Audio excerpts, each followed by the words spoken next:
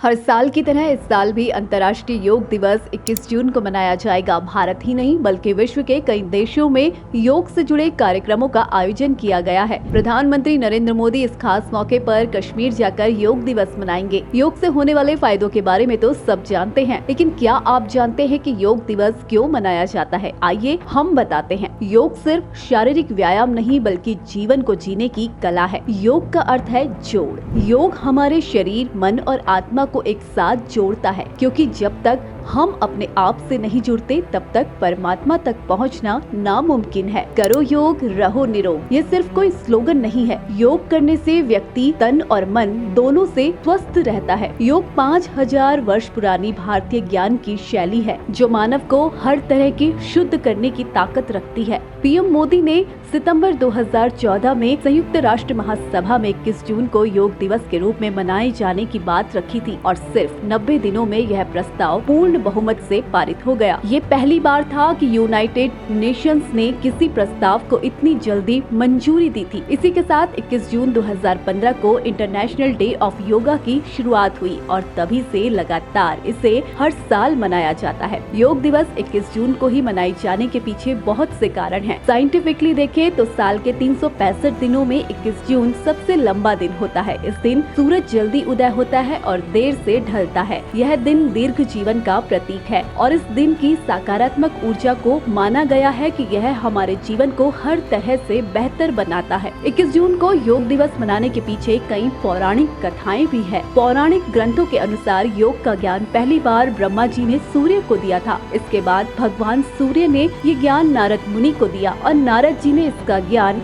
राजा मनु को दिया था, जिसके बाद से धरती पर योग का प्रसार हुआ। ये भी कहते हैं कि ग्रीष्म संक्रांति के बाद आने वाली पहली पूर्णिमा को योग का ज्ञान पहली बार भगवान शिव ने अपने 7 शिष्यों, जिन्हें सप्त ऋषि कहा जाता है, इससे दक्षिणायन यानी शिव के अवतरण के तौर पर भी मनाया जाता है। योग में जीवन का पूरा सार छुपा हुआ है। तो अब आप जान गए होंगे कि 21 जून को ही योग दिवस क्यों मनाया जाता है और इसका हमारे जीवन में क्या महत्व है। यह सिर्फ एक दिन नहीं बल्कि एक पूरी जीवन शैली को अपनाने का संदेश है।